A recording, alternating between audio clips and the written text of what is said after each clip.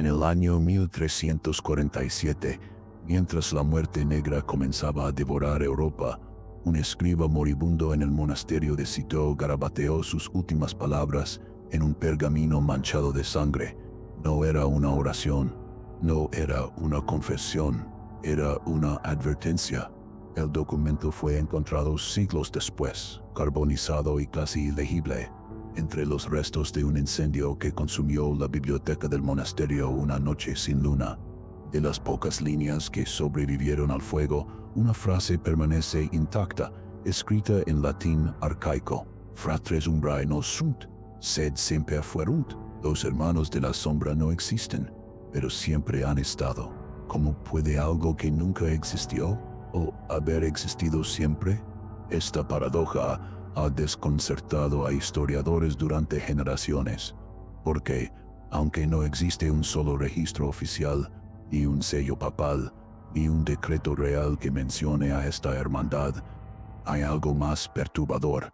Hay ausencias, huecos en las crónicas, nombres borrados de los concilios, decisiones que no tienen sentido, a menos que alguien desde las sombras estuviera moviendo los hilos. Esta es la historia de la orden que nunca fue fundada, que nunca tuvo templos, que nunca portó estandartes, y que, según los rumores susurrados en los pasillos de los palacios medievales, decidió el destino de reyes, cruzadas y herejías. Bienvenidos a los ecos de la Edad Obscura. El primer rastro de la orden aparece no en lo que está escrito, sino en lo que fue borrado. En los archivos de la Catedral de Reims existe un documento fechado en 1179. Es una carta del rey Luis VII de Francia, dirigida al Papa Alejandro III. La carta habla de asuntos diplomáticos, de la inminente Tercera Cruzada, de tensiones con el Sacro Imperio. Todo normal excepto por un detalle. En el margen inferior izquierdo hay una mancha de tinta deliberada que cubre 3 líneas completas. Los análisis paleográficos modernos confirman que la censura fue aplicada poco después de que la carta fuera escrita, posiblemente por el mismo escriba que la redactó. ¿Por qué? Bajo luz ultravioleta, fragmentos de las palabras ocultas se vuelven visibles. Una de ellas es clara: fratres, hermanos. Este no es un caso aislado. En 1204, durante el brutal saqueo de Constantinopla en la Cuarta Cruzada, un cronista veneciano llamado Martino da Canal registró un extraño suceso. Según su relato, poco antes del asalto final, un grupo de caballeros sin insignias visitó la tienda del dux Enrico Dandolo en plena noche. No hay registro de quiénes eran, no portaban cruces, no respondían a ningún señor conocido. Pero después de esa reunión, el rumbo de la cruzada cambió radicalmente. En lugar de navegar hacia Egipto como estaba planeado, los cruzados atacaron a sus propios hermanos cristianos, saquearon la ciudad más santa de la cristiandad oriental, robaron reliquias sagradas, destruyeron siglos de conocimiento. Martino da Canal escribió sobre aquella visita nocturna con temor, y luego dejó de escribir. Su crónica termina abruptamente.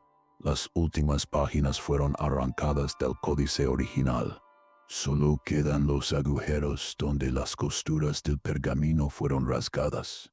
¿Qué escribió en esas páginas perdidas? Algunos historiadores especulan, otros prefieren no hacerlo. Pero hay un patrón que se repite a lo largo de 2 siglos de historia europea. Cada vez que ocurre un evento histórico inexplicable, cada vez que un rey toma una decisión que contradice sus propios intereses, cada vez que una herejía es repentinamente exterminada sin razón aparente, cada vez que un templario desaparece sin juicio, hay un hueco en los registros. Hay nombres borrados, hay testigos que dejaron de hablar, y hay rumores de hombres sin rostro, de concilios secretos celebrados en cripta, de sellos que no pertenecen a ninguna orden conocida. Los fratres umbrae, los hermanos de la sombra. En 1233, durante la Inquisición contra los cátaros en el sur de Francia, Un inquisidor dominico llamado Ferrier de Vicenza escribió una carta privada a su superior en Roma. La carta, descubierta en los archivos vaticanos en 1891, contiene un pasaje perturbador. He interrogado a más de 50 herejes. Todos confiesan bajo el tormento. Todos revelan nombres, lugares, doctrinas. Pero hay tres que no hablan. Ni bajo el fuego, ni bajo el hierro. Miran fijamente, como si vieran a través de mí. Y cuando finalmente abren sus labios dicen lo mismo. Los hermanos ya saben. Los hermanos ya decidieron. Nada de lo que hagas importa. He quemado a esos tres, pero sus palabras me persiguen. ¿Quiénes son esos hermanos? ¿Por qué nadie más los menciona? Solicito orientación urgente. La respuesta del Vaticano nunca llegó.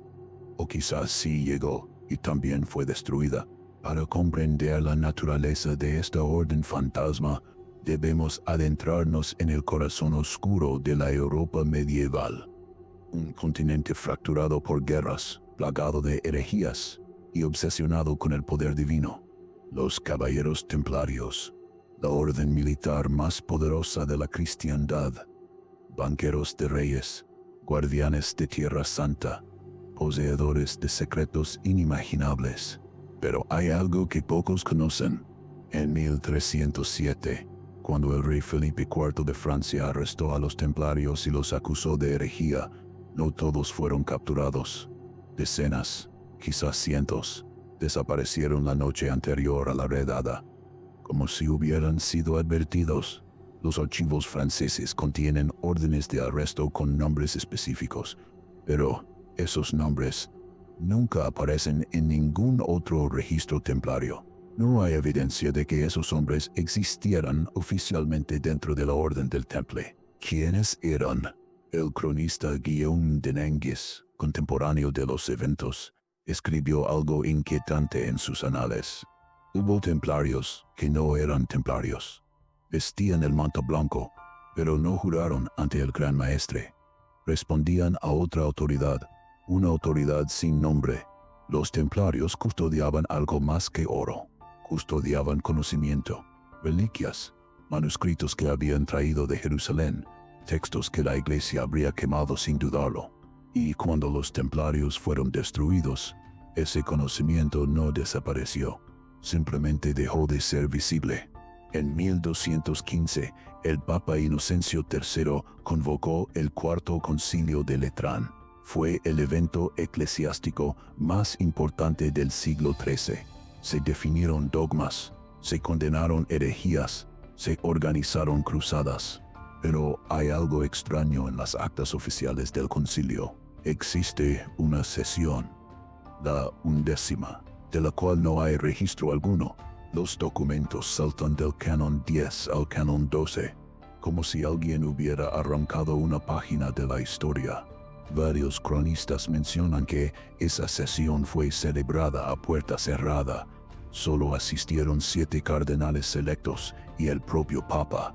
El tema discutido nunca fue revelado oficialmente, pero un monje benedictino llamado Raúl de Coggeshall, que estaba presente en Roma durante el concilio, escribió en su crónica: en la noche del 6º día, vi a hombres encapuchados entrar al palacio papal.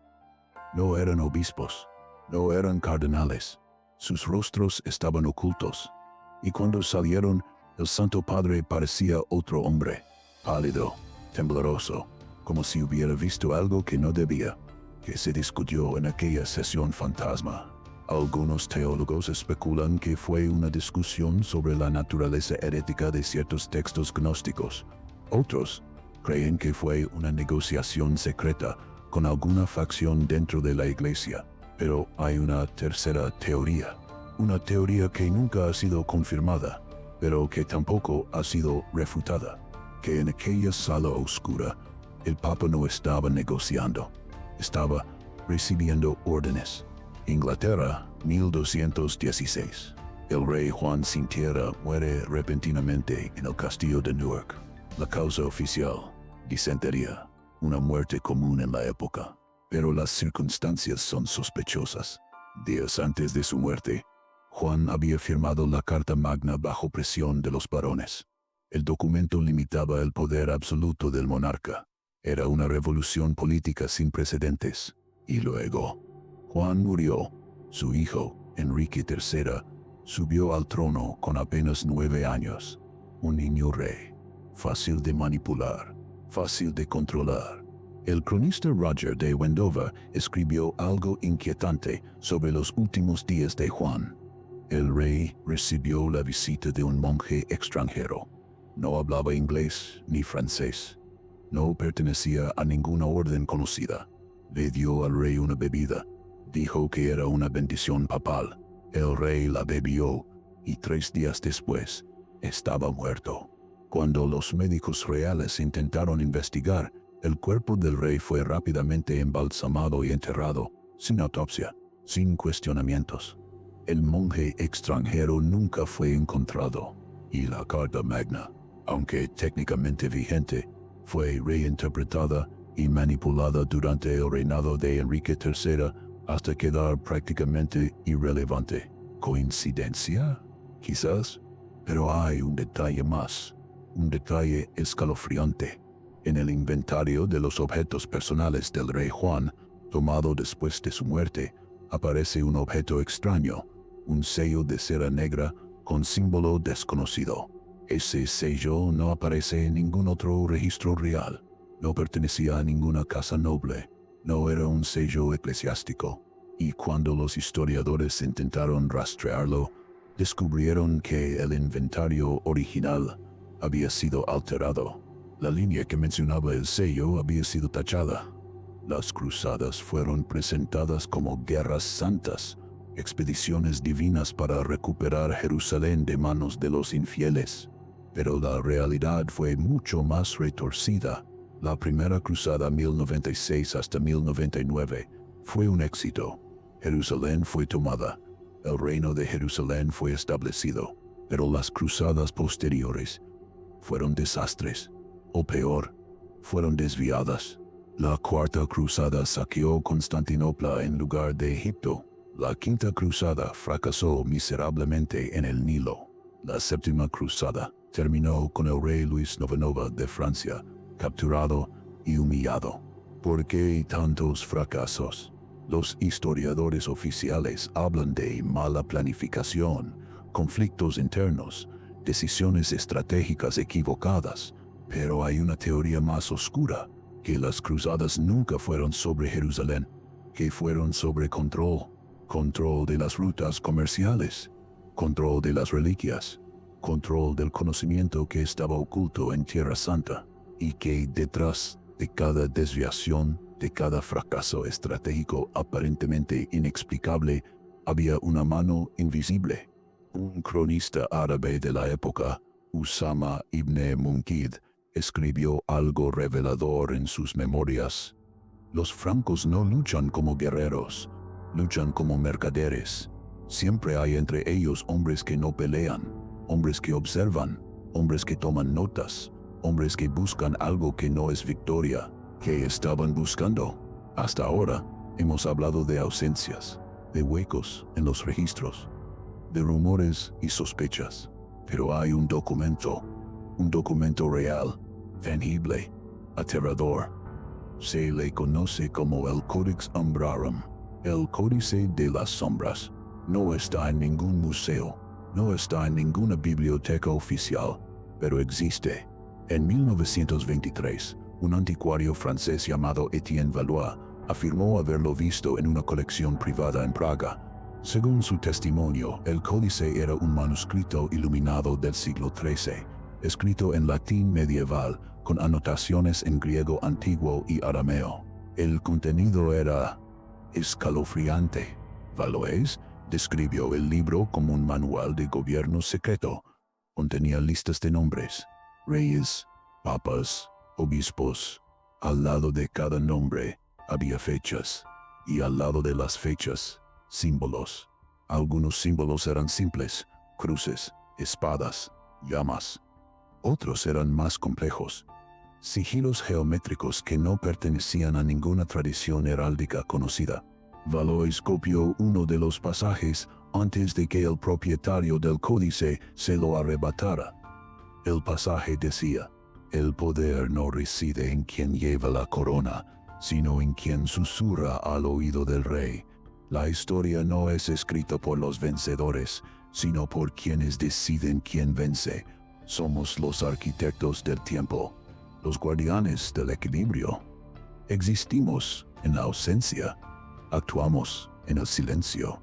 Y cuando el mundo nos busque, ya habremos desaparecido. Etienne Valois murió 3 meses después en circunstancias misteriosas. Su cuerpo fue encontrado en el río Sena. La autopsia determinó ahogamiento, pero sus manos estaban atadas a la espalda.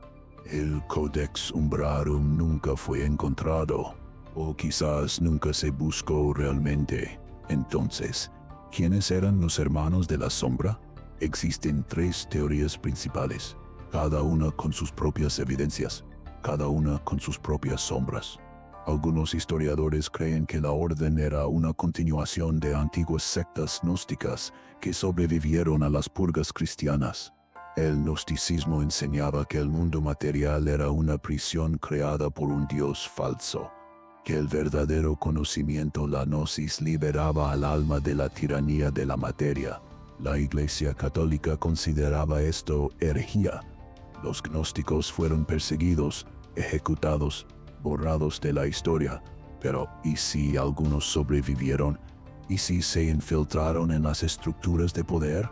¿Y si decidieron que la única forma de preservar el verdadero conocimiento era controlar a quienes pretendían destruirlo? Esta teoría explicaría la obsesión de la orden con los manuscritos antiguos, su presencia en Tierra Santa, su interés en las reliquias prohibidas. Los gnósticos creían en el concepto de arconte, entidades invisibles que controlan el mundo desde las sombras. Quizás los hermanos de la sombra se convirtieron en aquello que sus ancestros temían. La segunda teoría es más pragmática. Sugiere que la orden no era una hermandad religiosa, sino una red de estrategas políticos, hombres educados en filosofía, derecho y diplomacia, hombres que veían el caos de la Edad Media y decidieron que el mundo necesitaba dirección. No querían gobernar directamente. Eso sería demasiado visible, demasiado vulnerable. En su lugar, manipulaban, asesoraban, susurraban, impedían que los reyes se volvieran demasiado poderosos. Frenaban las cruzadas cuando amenazaban con desestabilizar Europa. Eliminaban herejes solo cuando su influencia crecía demasiado. No eran malvados, no eran buenos, eran necesarios. O al menos, eso es lo que ellos creían. Esta teoría convierte a los hermanos de la sombra en los primeros arquitectos del orden mundial, los predecesores de las sociedades secretas modernas, y plantea una pregunta aterradora. Si existieron entonces, ¿siguen existiendo ahora?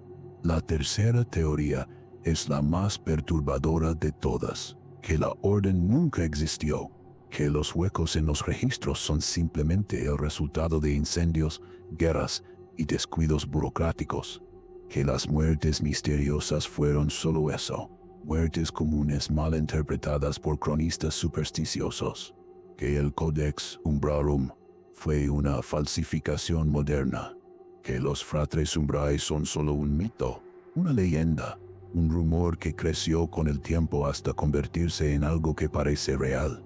Pero aquí está el terror verdadero de esta teoría. Si la orden nunca existió, entonces los eventos que supuestamente orquestaron ocurrieron solos.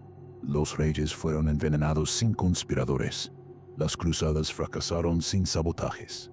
Los manuscritos desaparecieron sin guardianes. El caos de la historia no fue orquestado, simplemente sucedió. Y quizás eso es más aterrador que cualquier conspiración, porque significa que nadie está al control, que nunca lo estuvo, que la historia es un accidente, un tropiezo en la oscuridad, y que buscamos patrones donde no los hay, porque la idea de un orden secreto, por siniestro que sea, es menos terrorífica que la idea de que todo es caos.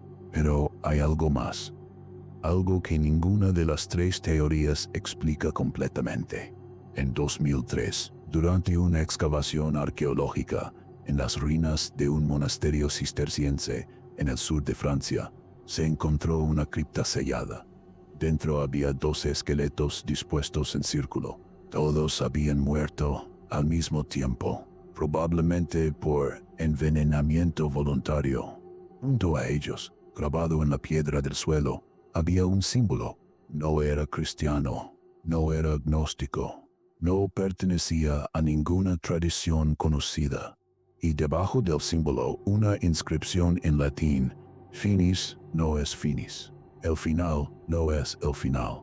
Entonces, ¿existieron los hermanos de la sombra? La respuesta honesta es: no lo sabemos, y quizás nunca lo sabremos, porque la ausencia de evidencia no es evidencia de ausencia, y la presencia de ausencias es evidencia de algo. La Edad Media fue una época de secretos, de conocimientos prohibidos, de poder invisible. Fue una época donde un susurro en la catedral podía cambiar el destino de reinos enteros, donde una carta destruida podía salvar o condenar a miles, donde los hombres sin nombre tenían más poder que los reyes coronados. Y aunque los siglos han pasado, aunque los castillos se han derrumbado y los manuscritos se han convertido en polvo, algo permanece. Permanece en los huecos de los archivos, en las páginas arrancadas de las crónicas, en los nombres borrados de los concilios. Permanece en la sensación inquietante de que la historia oficial no cuenta toda la verdad, que detrás de cada gran evento, de cada decisión aparentemente irracional, de cada giro inexplicable del destino, hay algo más, algo que no queremos ver, o algo que no se nos permite ver.